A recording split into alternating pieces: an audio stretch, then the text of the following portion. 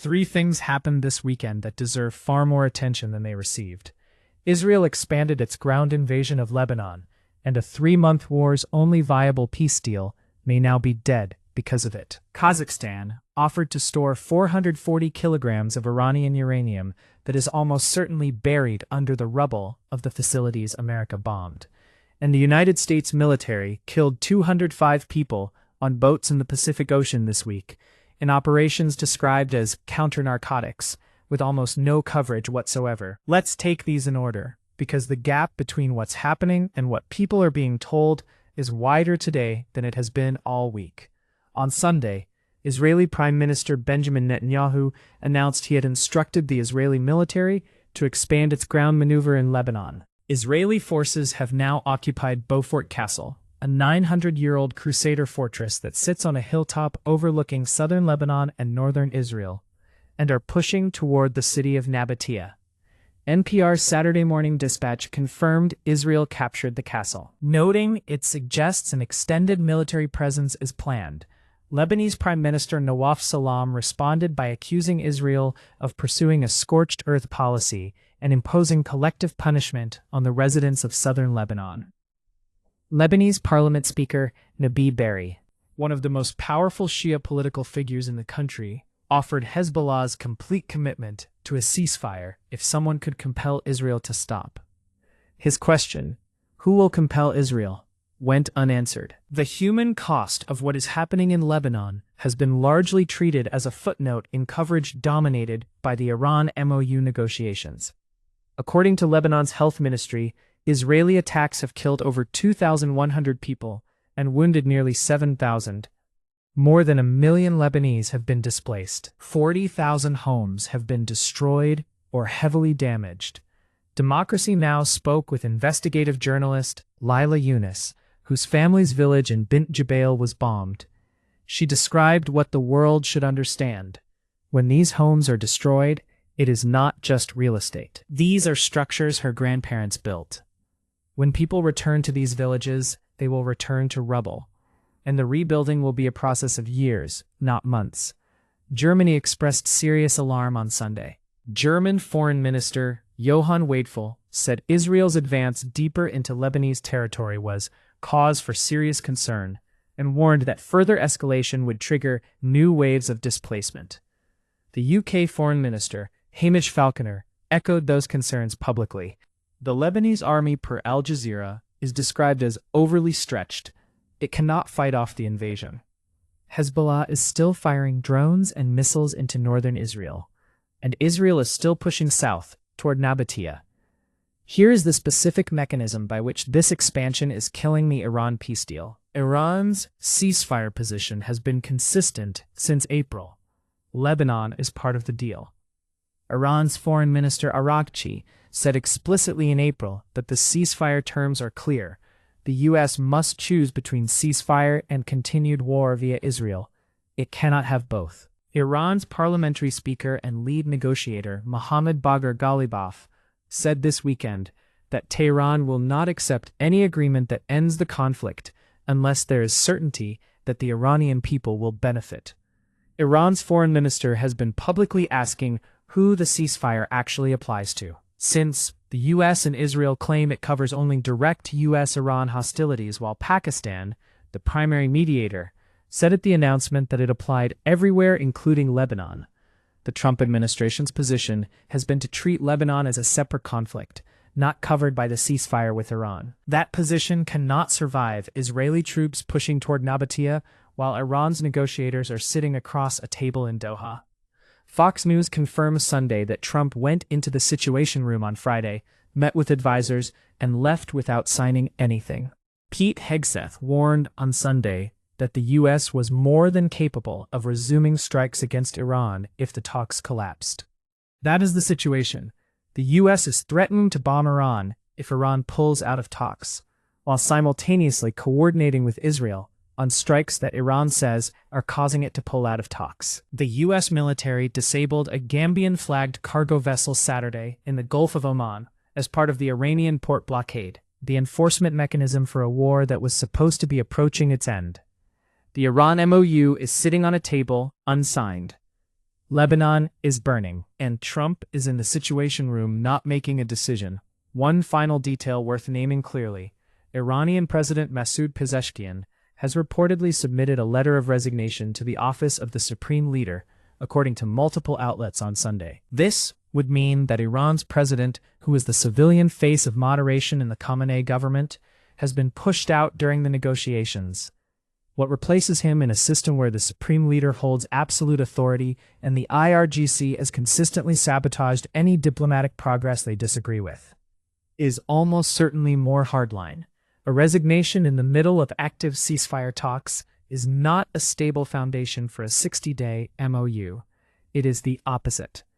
Now let's talk about Kazakhstan, because the diplomatic coverage of this development has missed the most important question entirely. Kazakhstan has offered to store Iran's 440-kilogram stockpile of uranium enriched to 60% purity. IAEA Director General Rafael Grossi told the Financial Times Friday that Kazakh President Kassym-Jomart Tokayev expressed his country's openness to housing the material during meetings in Astana this week. Grossi noted that Kazakhstan already hosts an IAEA low-enriched uranium bank, and that we have a place where this could be stored safely. He said such an arrangement could be acceptable to both the US and Iran, though the fate of the stockpile would be determined only in nuclear talks following any MOU. This sounds like progress. It isn't. Here is what that coverage universally omitted. The 440 kilograms of uranium enriched to 60% purity is believed to be beneath the rubble of Iran's three main nuclear facilities, Natanz, Fordo, and Isfahan, which were bombed in the February 28 strikes that began the war. These are not facilities that are intact and operating. They were the targets. American and Israeli munitions destroyed the buildings and infrastructure above and around these sites, specifically because that is where the nuclear material was processed and stored. The uranium did not disappear. The facilities did. What the Kazakhstan proposal actually requires, then, is not a diplomatic decision to send material to Central Asia. It requires excavating bombed Iranian nuclear sites under international supervision, safely identifying and packaging weapons-grade adjacent material from destroyed underground facilities, transporting it under chain of custody across international borders, and doing all of this with the agreement and active cooperation of an Iranian government that has repeatedly said it will not allow its uranium to leave the country. Kazakhstan is proposing an address. Nobody has answered the excavation question. Trump has said the uranium must be destroyed or transferred to the United States or another acceptable location under international supervision. He rejected Russia and China. He apparently finds Kazakhstan more acceptable. But the technical challenge is not which country receives the material. It is whether the material can be safely reached, identified, and removed from the rubble of facilities that were bombed. There are no public reports of any IAEA inspector accessing Natanz, Fordo, or Isfahan since February 28. There are no public reports of any assessment of the structural and radiation safety of those sites post-strike. There are no public reports of any plan for the physical excavation that would precede any transfer. The diplomacy is being conducted as if this is a warehousing problem. It is not. A complex radiological recovery operation in the middle of a country that was at war until very recently and whose government has not agreed to allow international access to bombed nuclear sites. The gap between Kazakhstan has offered to store it and Kazakhstan has the uranium is the gap between an offer and a physical reality that nobody has publicly assessed. That question is not being asked in the MOU coverage. It should be the only question being asked. And then there is the story that received the fewest paragraphs and deserves the most. Saturday, the U.S. military carried out another strike on a vessel in the Pacific Ocean, killing 3 people. NPR reported it in a brief item noting this was the 4th such attack in the same week, bringing the week's total death toll from these Pacific operations to 205 people. 205 people killed on boats in the Pacific Ocean in 1 week. These operations are being described as counter-narcotics missions, strikes on vessels accused of drug smuggling. The legal authority under which the U.S. military is conducting lethal strikes on civilian vessels in the Pacific Ocean outside of any declared war zone has not been publicly articulated in detail. There has been no public judicial determination of guilt for the people on these boats. There has been no publicly announced targeting criteria. There has been no congressional authorization for offensive military strikes against drug trafficking vessels in international waters that I am aware of. There has been no detailed press conference laying out the evidence framework, the rules of engagement, or the post-strike assessment process. 205 people died this week in these operations, and the combined mainstream coverage of that fact appears to amount to a single paragraph in NPR's World Headlines, a brief notation in the Fox News Live War blog, and nothing I could find resembling an investigative assessment. To put that in context, when a single drone strike in a declared war zone kills 12 civilians, it generates international coverage, congressional inquiries, and calls for accountability. 205 people killed in 4 separate boat strikes in the Pacific Ocean in 1 week generated a news brief. The explanation for that disparity is not that the deaths in the Pacific are less real.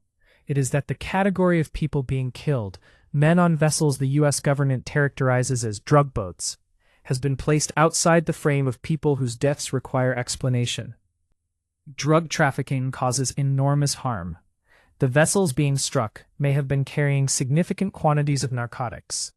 Some of the people on those boats may have been engaged in criminal enterprise. None of that answers the questions that 205 deaths in a week demand. Under what legal authority? With what evidentiary standard? Reviewed by whom? With what accountability for error? These are the questions asked about every other use of lethal force by the U.S. military. They are the questions being asked about the Iran war, about Lebanon, about Hegseth's threats. They should be asked about 205 deaths in the Pacific. The fact that they are not being asked is itself a story. 3 stories today. A peace deal dying in real time because the U.S. can't or won't stop an ally from bombing the proxy that sits between the 2 parties at the table. A uranium transfer proposal that has no answer to the question of whether the uranium can physically be reached.